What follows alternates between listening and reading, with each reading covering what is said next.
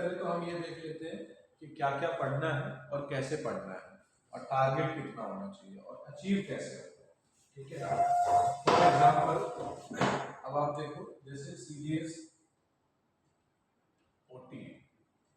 OTA का general cut off जो है वो कितना जाता है 100 के अराउंड रहता है। एक आध बार ये 107 तक गया है, तो हम सेफली टारगेट कितना लेकर के चलेंगे, हमारा टारगेट होना चाहिए एटलीस्ट 110, ये मिनिमम है।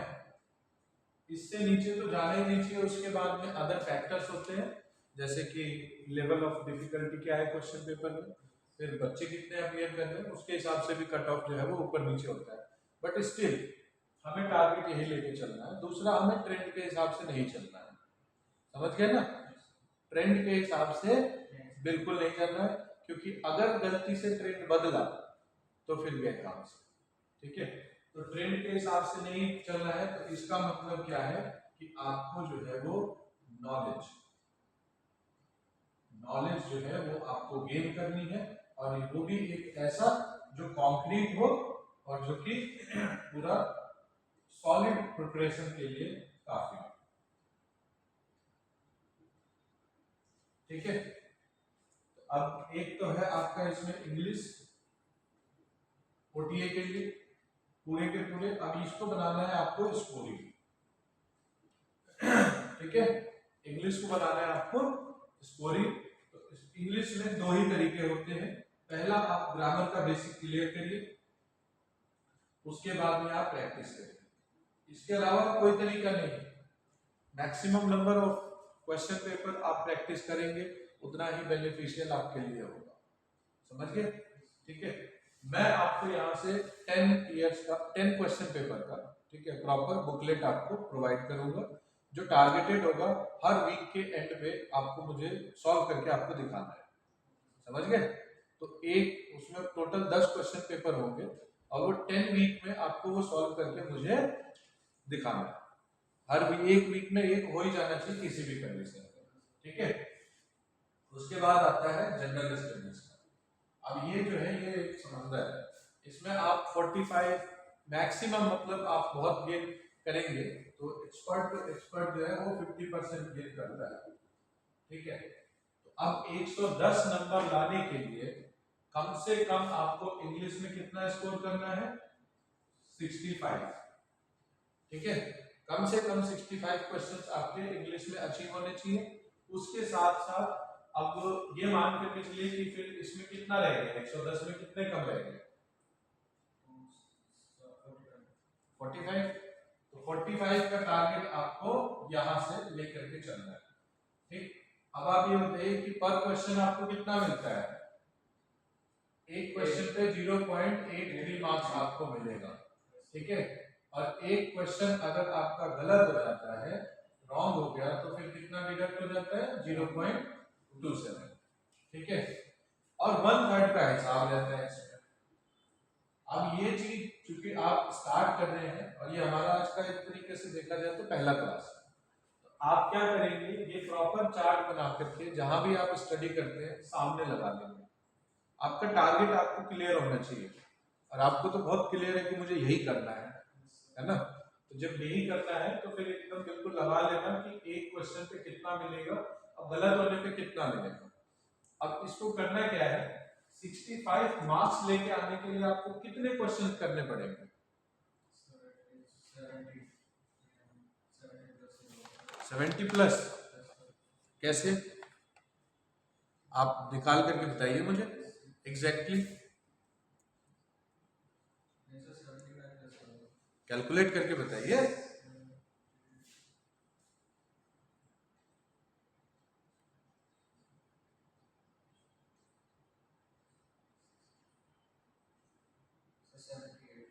हम्म 78। बट आप ये मान करके चलिए कि 78 क्वेश्चन आपके सीधे सीधे सही तो होंगे नहीं, 1/3 का नेगेटिव मार्किंग है। ठीक है, तो आप ये मान करके चलिए कि 78 80 मान लीजिए। ठीक है, तो आपको इसमें टोटल आते हैं क्वेश्चन 120।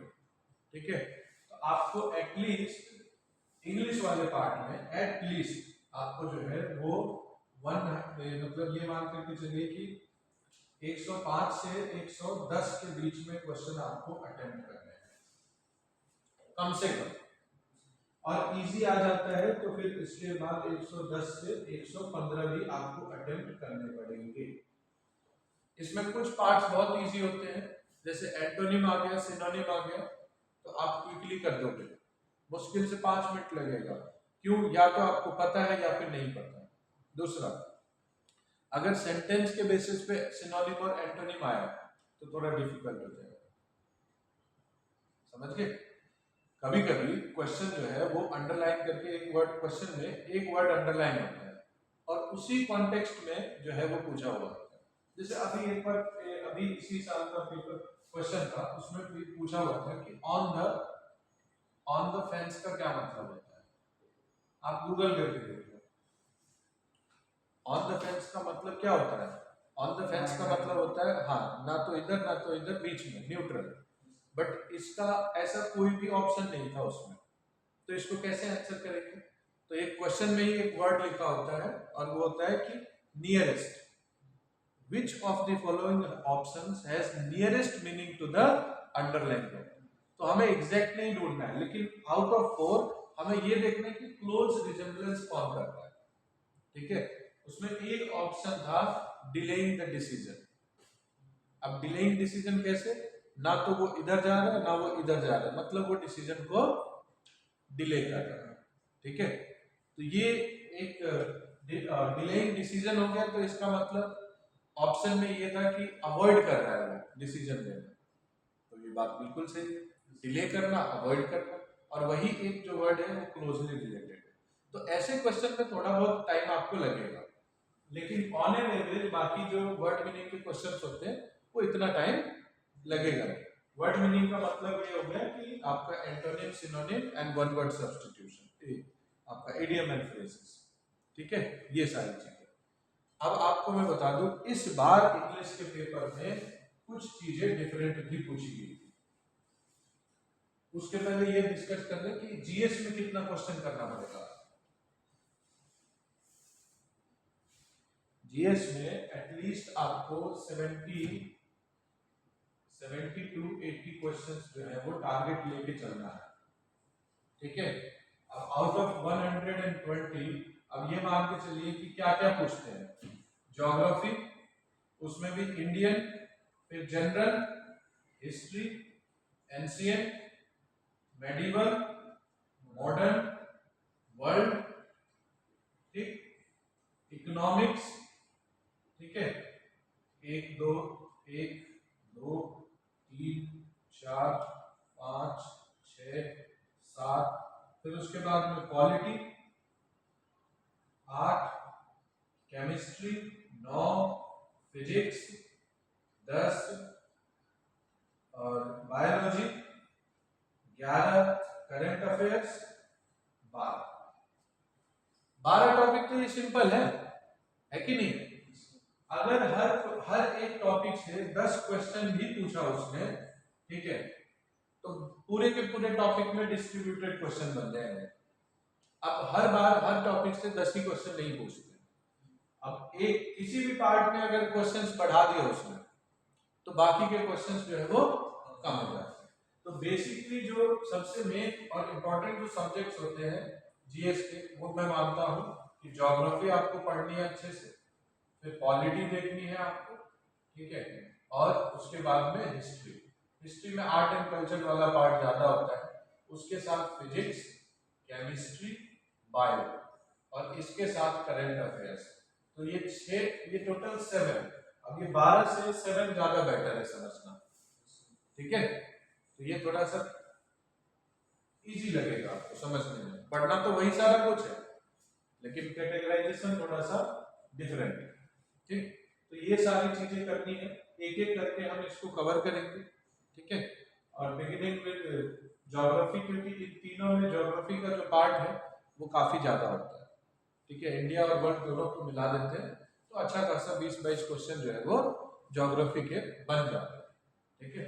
तो वो एक बढ़िया सब्जेक्ट है, वो अच्छा है, इंटरेस्टिंग भी होता है वो, और पता भी होना चाहिए, ठीक है? तो इसमें भी 70-80 क्वेश्चंस अगर आप रखेंगे तब जाके कहीं 45 क्वेश्चंस के अराउंड 45 मार्क्स के अराउंड आप पहुंचेंगे। हमें हमेशा टारगेट एडवांस में लेकर के चलना है, ठीक है। अब जब आप तैयारी शुरू कर रहे हैं तो आपका टारगेट जो है वो 3 महीने के बाद अचीव करना शुरू कर देना। देखो पहला पार्ट तो यही होता है कि आप सबसे पहले जो है वो थ्योरी को समझ लें, थ्योरी और सिलेबस को समझ लें। अब सिलेबस का क्या मतलब है कि आप कंटेंट पढ़ेंगे पहले, ठीक है। प्रिपरेशन जो होती है वो 50% प्रिपरेशन होती है स्टडी, ठीक है, और फिर उसके बाद में 50% जो बचा हुआ है वो होता है प्रैक्टिस। तो हम सबसे पहले पढ़ेंगे, हम सबसे पहले पढ़ेंगे। मैं कॉन्सेप्ट बताऊंगा, आप नोट करेंगे उसको, आपके पास जो बुकलेट होगी आप उससे पढ़ेंगे, हेल्प के लिए आप एनसीईआरटी भी देखेंगे, आप पहले पढ़ेंगे, ठीक है। उसके बाद में जब पूरा पढ़ने के बाद में, जैसे अब मैं आपको इंग्लिश में जैसे दूंगा वैसे ही जीएस का भी बुकलेट मिलेगा, ठीक है, प्रीवियस ईयर क्वेश्चन का। इसको भी आपको वीकली सॉल्व करना है। एक वीक में 120 क्वेश्चन तो आप सॉल्व कर सकते हो ना अपने लेवल पे, है ना, कोई बड़ी चीज तो नहीं है, आराम से, ठीक है। तो वही चीज आपको ये वीकली लेवल पे करना है, ठीक है। ये चीज आपको ध्यान रखना है, ठीक है। इंग्लिश में भी ऐसे करना है, एक पेपर पूरे वीक में खत्म करना है। जीएस में भी एक पेपर पूरे वीक में खत्म करना है। ये आपका होमवर्क जैसा होगा। मैं पढ़ाऊंगा अलग चीज है, जैसे मैं पढ़ाऊंगा जो जो टॉपिक उसमें कवर होते जाएंगे, ये बाकी टीचर्स जो भी जब पढ़ाएंगे और जो जो टॉपिक कवर होते जाएंगे वो टॉपिक्स उनके क्वेश्चंस आपके पेपर से सही होने चाहिए, बस ये उम्मीद रखते हैं, है ना, ये चीज, ठीक है। ये पूरा इस तरीके से होगा। मंथली मॉक टेस्ट होगा, तो पहला मॉक टेस्ट तो आपको सितंबर एंड में मिलेगा, फिर उसके बाद में अक्टूबर में मिलेगा। अक्टूबर में फिर जो सब्जेक्ट खत्म हो गया होगा फिर वो सब्जेक्ट के टेस्ट भी कंटिन्यूसली में होंगे। जैसे मान लिया अक्टूबर तक 3 सब्जेक्ट खत्म हो गए तो एक एक दिन का गैप करके और पूरा फुल जो है उसका टेस्ट होगा। 100-150 क्वेश्चन होते हैं उसमें, प्रॉपर टेस्ट होगा उसमें, ठीक है। ये चीज है। उसके अलावा जब पेपर होगा तो पेपर के पहले जो है, जैसे पेपर आपका 13 अप्रैल में शेड्यूल है, तो उसके पहले मार्च में जो है मिड मार्च से लेकर के और 13 अप्रैल तक कंटिन्यूटी में हम लोग हर सब्जेक्ट को मॉक टेस्ट कंडक्ट करेंगे, ठीक है। तो ये चीज है। अब आ जाओ कि एक क्वेश्चन देख लेते हैं, क्वेश्चन के थ्रू हम पहले कॉन्सेप्ट को समझने की कोशिश करते हैं, ठीक है।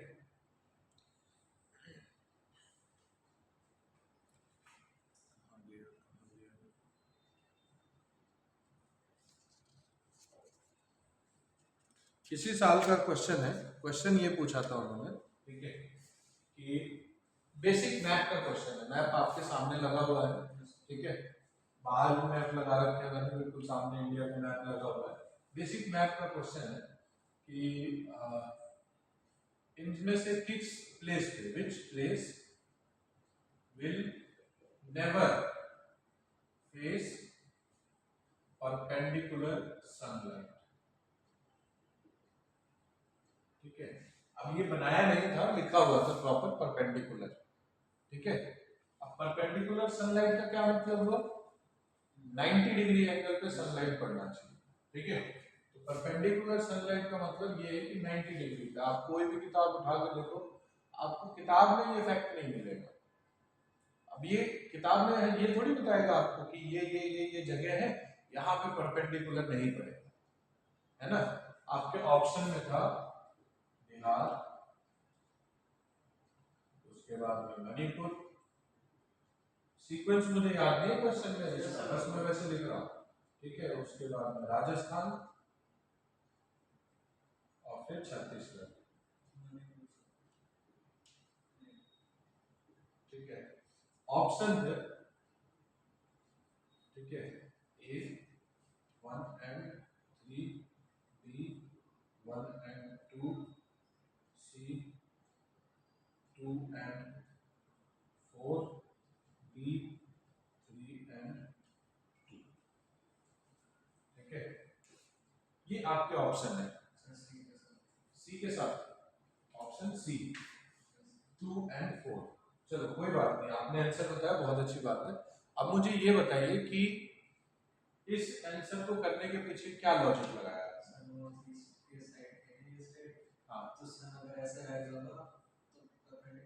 तो छत्तीसगढ़ कहाँ नॉर्थ ईस्ट की साइड है?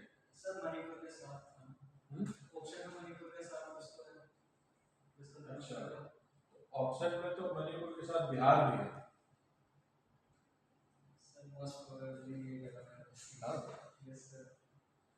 ज्यादातर ये अब यही बता रहा हूँ ना कि अब पूरे इंडिया के स्टेट्स और प्लेसेस को कोई भी राइटर बुक में ये नहीं डाल सकता कि इनमें से ये कौन कौन से जगह पे सनलाइट जो है वो परपेंडिकुलर पड़ता है। लेकिन ये जो कॉन्सेप्ट है ना परपेंडिकुलर सनलाइट का, ठीक है, ये इल्यूमिनेशन चैप्टर से है। जो बेसिक ज्योग्राफी का आप 6th क्लास का या फिर आप 11th क्लास की किताब उठाएंगे तो उसके बेसिक कॉन्सेप्ट से पूछा हुआ है ये क्वेश्चन, ठीक है। जैसे सनलाइट अर्थ के ऊपर जब पड़ती है, ठीक है, तो अर्थ के ऊपर हमेशा एक जैसा सनलाइट नहीं पड़ता, ठीक है। ये सिंपल सा है, ये एक इक्वेटर है, ठीक। ये ट्रॉपिक ऑफ कैंसर है, ये ट्रॉपिक ऑफ कैप्रिकॉर्न है, ठीक है। ये अंटार्कटिक सर्कल है, ये आर्कटिक सर्कल है, और एक आखिरी पड़ता है जिसको हम साउथ पोल बोलेंगे और इसको हम बोलते हैं नॉर्थ पोल। ये बेसिक समझने के लिए हम इसी तरीके का ड्राइंग बनाते हैं। अब सनलाइट जो है हम समझने के लिए देखो, पहली चीज तो ये रियलिटी में ये टिल्टेड है, ठीक। बच्चों के लिए हम सीधा करके समझा देते हैं कि ऐसे ऐसे सनलाइट पड़ती है, और हम ये मान लेते हैं कि सनलाइट अगर सन जैसे कि एक जगह पे है वो, और इसको भी हम एक जगह रोक देते हैं, ठीक है, तो सबसे ज्यादा सनलाइट का जो स्ट्रेट है वो इस रेंज में पड़ता है। तो इसको हम लोग, और वैसे भी जब रोटेशनल अर्थ जब रिवॉल्व करती है अराउंड सन और उसके साथ साथ रोटेट भी करती है, तो इन दोनों चीजों की वजह से जो सनलाइट का इम्पैक्ट है वो इन्हीं दो लाइनों के बीच में घूमता रहता है, ठीक। तो पहले हम क्वेश्चन को देख लेते हैं, फिर इसका कॉन्सेप्ट